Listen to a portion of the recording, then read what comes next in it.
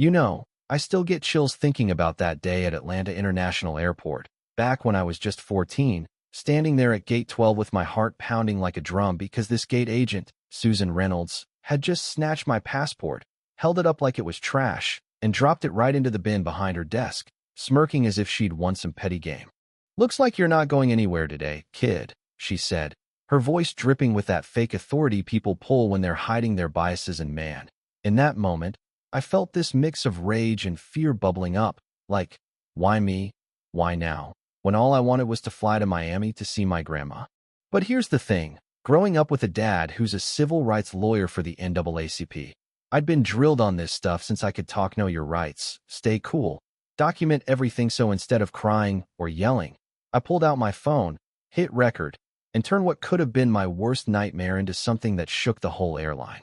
Let me back up a bit, paint the picture for you, because this didn't come out of nowhere. It started that morning in our cozy Atlanta home, where the walls are lined with photos of me at protests, shaking hands with folks like Stacey Abrams, holding signs at Black Lives Matter marches.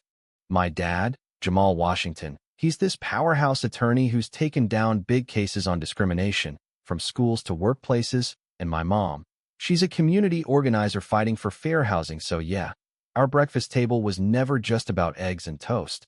It was quizzes on the Civil Rights Act, role-playing what to do if someone profiles you.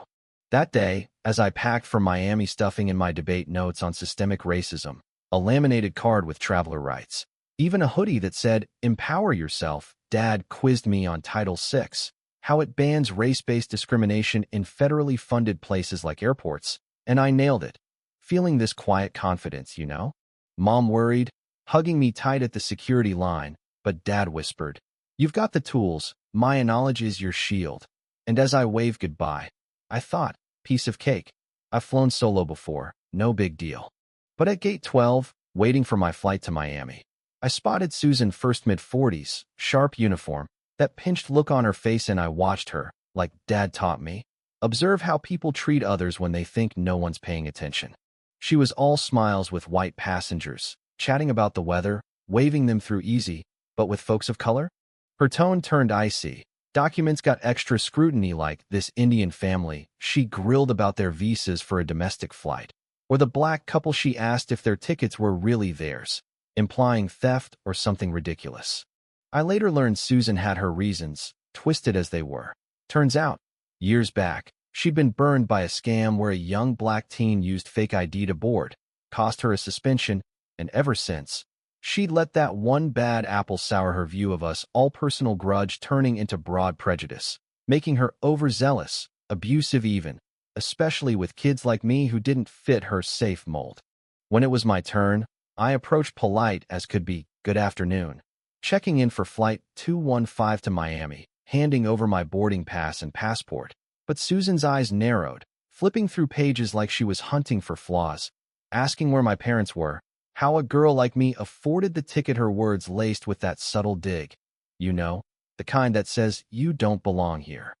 I stayed calm, explained I was 14, above the unaccompanied minor age. Parents bought the ticket, but she pushed harder. "This looks fake, maybe stolen." And when I asked why I was getting grilled while others weren't, she snapped, "Don't get smart with me." The tension built, her voice rising. "What's suspicious? Your attitude, that's what." And I felt this knot in my stomach, thinking of all the stories I'd heard from Dad's cases, but I held it together, citing regs that passengers have a right to know why they're denied boarding. That's when she lost it, stood up, marched to the trash bin, held my passport over it like a threat.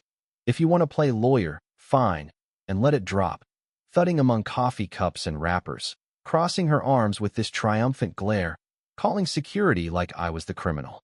Gasps from nearby passengers, someone muttering, "That's not right." And in that split second, I could have crumbled, but nope. Dad's voice in my head. "Breathe, document, fight smart." I whipped out my phone, started recording. "This is Maya Washington, October 16th, 2025, Gate 12, Atlanta Airport. The agent just threw my valid U.S. passport in the trash after questioning me differently than white passengers." And boom, her smirk froze, color draining from her face as I laid it out. That's a violation of Title VI, prohibiting racial discrimination in federally assisted programs, and this airport gets federal bucks. So yeah, this is profiling, and I'm recording for legal purposes. Passengers jumped in phonies out, filming from all angles. An older white guy in a suit shouted, "I saw the whole thing. That's discrimination plain and simple." And a Latina mom with her kids, who'd been hassled earlier, added, "She did the same to us, questioned if my babies were mine just 'cause they look mixed." Even the junior agent, Mike Chun, stepped up, fishing my passport out of the bin. "This looks real to me," admitting he'd seen Susan's pattern before but feared reporting it. Job on the line. The crowd swelled, energy shifting from shock to solidarity, and I called Dad, his voice steady on speaker. "Maya, you did perfect. I'm on my way," calling the NAACP and airport brass. "And Susan?" She went pale, realizing she'd messed with the daughter of Jamal Washington, the guy who'd sued airlines before. One big. Security rolled up, 2 officers, 1 black, 1 white. Susan trying to spin it as me being disruptive, but with videos rolling, witnesses chiming in, they weren't buying it. Airport Director Elena Vargas arrived, no nonsense in her suit, reviewing footage on the spot, her face hardening as she watched Susan's deliberate drop. Hand addressed me first. "Young lady, this is unacceptable. What do you need?" I didn't just want sorry. I wanted change. Pulled out my folder of policy ideas from debate club, mandatory bias training with real scenarios, public rights posters at gates, independent complaint reviews. Dad burst in minutes later, hugging me tight. "Proud doesn't cover it, kid," then turned advocate mode on, demanding data on Susan's complaints, systemic fixes, a public apology right there. Susan balked, but under pressure, crowd staring, videos ready to go viral, she choked it out. "I'm sorry for treating you differently. Because of your race, it was wrong." Applause erupted, not joyful, but relieved, like justice peeking through. Susan got fired that day. Investigation uncovering her bias against dozens over months, personal demons from that old scam fueling it all, but no excuse. The airline refunded my ticket, upgraded us to first class on the next flight. But more, they adopted my ideas, rolling out new training nationwide, even sparking talks in Congress for broader traveler protections. Dad and I flew to Miami that night, him squeezing my hand as the plane lifted. "You planted a seed today, Maya. Change starts small, but it grows." My video blew up, millions of views, kids messaging me how it empowered them to speak up. 3 years on, at 17, I've testified in D.C., seen laws passed based on my research. But here's the thing that nags at me, the part that keeps me up sometimes. Can training really fix deep-rooted bias? Or do people like Susan just hide it better? Is true change possible? Or are we always one bad day from it bubbling up again? What do you think? Have you faced something like this, or seen it happen? Was Susan's firing justice? Or should there be more, like rehab programs? Drop your stories in the comments. Share if training works, or if it's all talk. Let's discuss. Because these conversations, they're what push real progress.